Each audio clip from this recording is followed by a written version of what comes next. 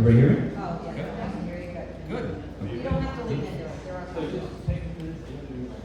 Yeah. Cool. Yeah, so my name's Kyle. I'm here because I met Ken, Jay, Joe, so many other people at the headquarters writing group. I started going to it about, I guess, 2 months ago now. But yeah, I started writing. I was someone who was like a pretty early reader, kind of didn't realize sort of how I was able to do that, but I was like reading things at probably 2-3 years old, according to my mom and old babysitters and things like that. And then not long after I kind of learned the alphabet, I was kind of figuring out ways to, make words and then string those words into sentences and write stories from there. I was writing, according to my mom, I think I wrote my first story at probably 4 or 5 years old. So I did that for a while, kind of worked my way up through elementary, middle, high school, kept writing. Had some cool experiences with it. I actually got to read a poem to Maya Angelou once, which was pretty rad. And went up to college to be a double majoring, like my biography said, in creative writing and history of the 20th century. The goal basically of going to get an MFA in creative writing. Unfortunately, that didn't work out. And unfortunately, some people who were not very nice professors, I guess, shot my confidence. And I didn't really write anything for basically 11, 12 years afterward. And I had some time recently to check out the writer's workshop as I was recovering for treatment for an illness. I was off from work. And I just kind of wanted to get a feel for it, especially because I hadn't been in a writer's workshop in a while. And it was really good. And hearing people like Jay and Ken and Joe's work really kind of inspired me. And I was like, I feel like I could do this again. And literally sat down one day and I was like, holy crap, I guess I still got it. Also being in a master's in literature course, or a degree program, which I'm in now, and getting good grades on papers, different kind of writing, but made me feel really good. I'm like, okay, I could do this. And yeah, so this is actually the first time that anybody from the headquarters group will actually hear me read something. Unfortunately, I didn't have means to print it out today, so I'm reading it from my phone. It's not ridiculous. But this is a short story kind of about a lot of my writing, like I said, kind of focuses on the intersection between unseen disabilities that people have. So for me, like I have autism and I'm at that weird, what they call mildly autistic.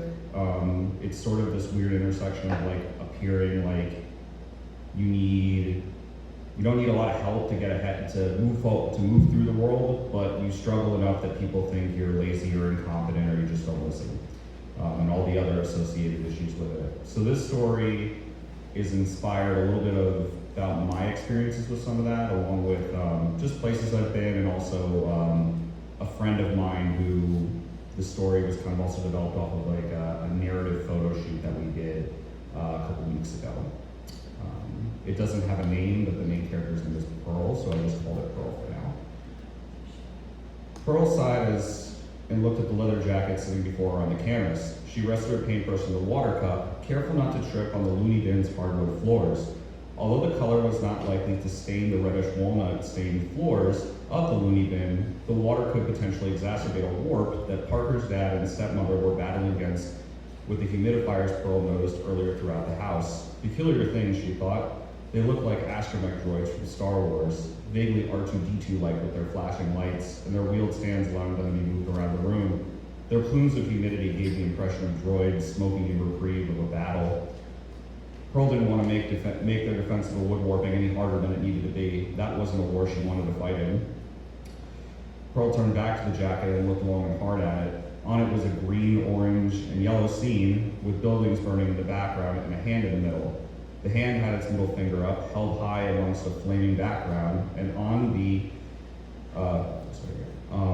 finger was the explicative F, and on the hand was AI.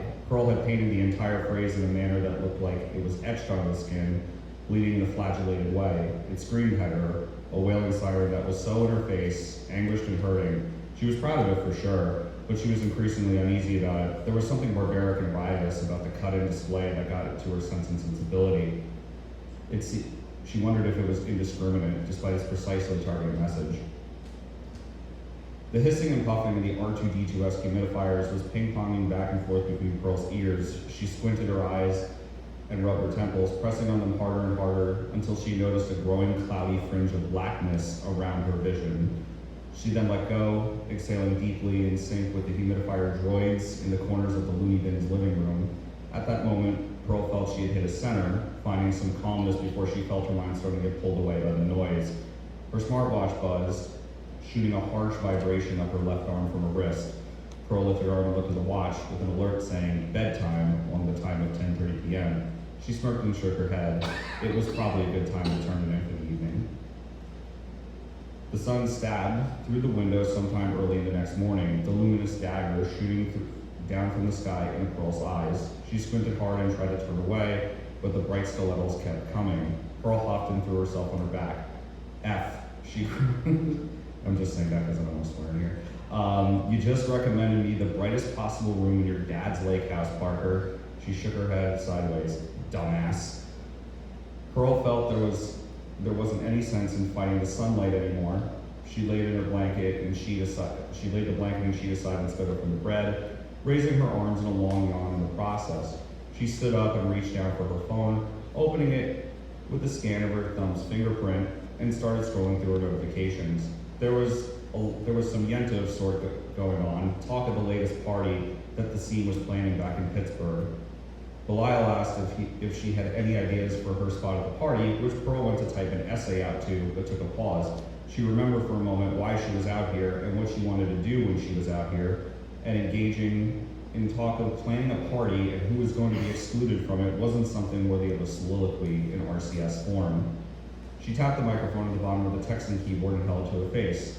I'll figure out my spot later, guys and gals. I'm in the middle of the wilderness at one of my boys' houses, if y'all haven't forgotten. And no, he's not here. He got his dad to lend it to me for the week. And no, the dad isn't on a table either. Effing weirdos. Pearl sent off the voice message and immediately received a flood of laughing reaction emojis and responses like, LOL, why did you have to clarify all of that? Which came from Amethyst. Their message featured every laughing emoji that seemed available, along with a laughing cat gif, and made Pearl shook her head and put her phone down. All that gossip and verbal plotting could wait. Outside her window, Pearl could hear the chirping of birds and more vibrato wooing of a common loon. She grabbed her watch and pulled up the weather app. The middle of July Maine morning temperatures were listed as 69 degrees Fahrenheit. Pearl chuckled, her rancid mind seemingly playing a trick on her for half a second before she looked down at the felt temperature listed, 65 degrees Fahrenheit. Not exactly Pittsburgh summer weather, and not exactly her favorite. She had seldom worn one of her many hoodies in the summer for the past few years. Climate change increasingly rationed up its burn on the planet, rendering that unnecessary in western Pennsylvania's biggest metropolis. Plus, she had the always cold gene, as she put it, which skipped her mother's generation and got passed down to her from her maternal grandmother, Bubby Valley. She looked over her shoulder and turned towards her luggage, seeing as plain as day her pirate's hoodie and a minor arcana-laden sweatpants. She exhaled. I guess you're not a dumbass after all with your clothing recommendations, Parker, she said, with the faintest of a chuckle. She changed into her sweatpants, a fresh t-shirt, and the pirate's hoodie before walking downstairs, carefully closed the bedroom door slowly, descending the Looney Bin spiral staircase.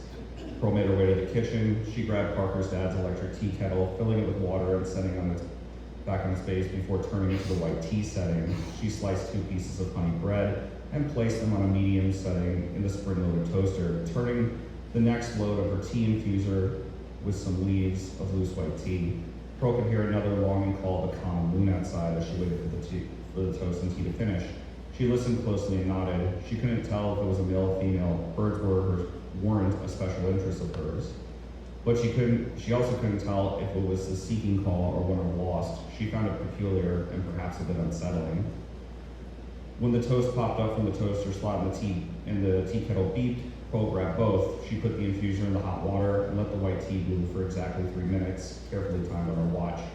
She spread butter and margarine from the Looney Bin's fridge onto the toast and added a dash of honey from the cupboard into the tea, which she was placed in the porcelain mug that featured some Lakenwood artwork resembling the land around her. She decided to go outside and eat. Parker's dad had set up a small fire pit on some stone near the shore of the lake, which Pearl thought was a good place to enjoy her morning. She walked towards the sliding glass door quietly that connected the kitchen of the loony bin to the yard and lakefront. She walked past the jacket she had been painting, but ignored it, not wanting to acknowledge that it was getting to her. But what she did not ignore was her need for nicotine. Next to her jacket sat a black leather-lined case, a relic piece that was covered in wear and stickers from causes and musical artists she liked. It had once been the case of a typewriter, but the typewriter had long been devoured by Father Time. A fellow artisan Pearl knew took it and created a Spanish cedar line insert and some traps, turning it into the perfect road trip humidor for a stash of 10 cigars. Pearl popped open its latches and grabbed a stick, a toothy Maduro blend from Room 101 called Breakfast Time in Portugal, and a Toro Vitola, along with her guillotine cutter and a small tri-flame lighter. Now she was ready to enjoy her breakfast. She slid open the door and stepped outside. There was the lightest of breezes, barely perceptible through the trees and hooded sweatshirt from a touch perspective, but created just a parent enough rustle in the pine needles to know it was there. Pearl took careful steps before realizing she had no one to disturb, not even the neighbors in nearby cabins, and sped up her pace ever so slightly. Once she reached the fire pit, she took a seat in a yellow Adirondack chair, one which she found was a putrid because of its McDonald's shade of yellow paint, but decided against moving from it. She sat down and took a sip of her tea, taking in the breeze, before reaching down and going to wrap the cellophane wrapper on her cigar. And then the piece of the May morning was cut. A cutting line ripped through the morning air, leading Pearl to pick her head up from unwrapping the cellophane. From the top of her peripheral vision, she saw where the noise was coming from, a metal rowboat powered by a small outboard engine. And most peculiar to Pearl was the pilot not by who she expected, a hazel-haired woman wearing a sweater and sunglasses who was waving her arm from side to side. Not only that, but this woman in the metal boat was coming toward the loony bin's dock. "Hey!" the woman called out. "Hey, can you hear me?" Pearl ignored her at first, but the woman kept on coming closer in the boat and kept calling out to her. She frowned and set the cigar on the table, placing a bit of the cellophane under her tea mug so it didn't blow away. She walked down from the chairs and gravel-placed fire pit onto the loony bin's dock. The woman gently threw the boat into a curve to come closer to the dock, careful of avoiding the edge of it before cutting the motor and letting it drift closer. "Hi," she said, a large smile across her face. "Hello," Pearl said, trying not to make too much eye contact, but just enough that she could handle and wouldn't look awkward. Pearl looked at the woman closer and took note of a few things, namely that despite her somewhat bundled up attire, she didn't look older or younger than her at all. Pearl figured she must have been around the elder millennial age too, somewhere between perhaps 36 or 42, give and take. She watched her tone too, trying to make sure she wasn't coming up suspicious. Who are you?" "I'm so sorry," the lady replied. "I'm Sandy Brandt. My husband and I are Brock and Kelly Cotz's neighbor from across the cove. Are you one of their friends?" "Parker Kotz is one of my boys," Pearl said, bluntly with a raised eyebrow. "His dad and stepmom are traveling, so they let me borrow the place for the week." "Is Parker here?" the woman asked. "No, he's back in Pittsburgh," Pearl said, keeping the blunt dryness of her previous response. "Oh, that's nice," Sandy replied with a smile.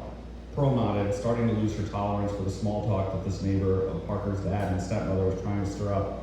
"Well, I was coming by because my husband and brother-in-law saw you smoking near the dock yesterday evening.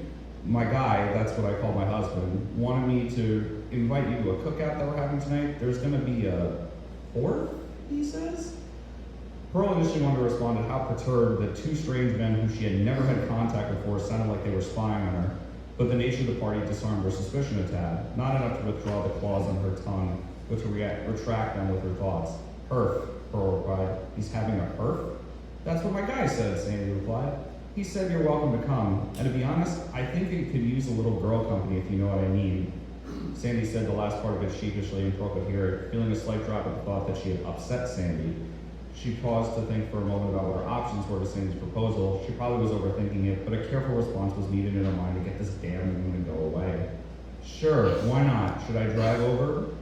"No need," Sandy replied. "I'll pick you up around here p.m. in the paper crane. That's this old girl here." She tapped the side of the boat as if to gesture to Pearl that it was a pet of some kind.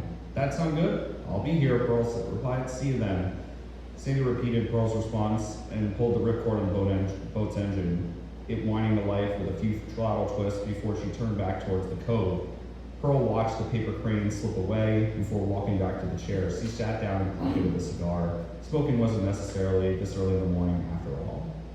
And so you're clear, this is started as a short story. I think it's becoming something a lot longer. So yeah, that's it.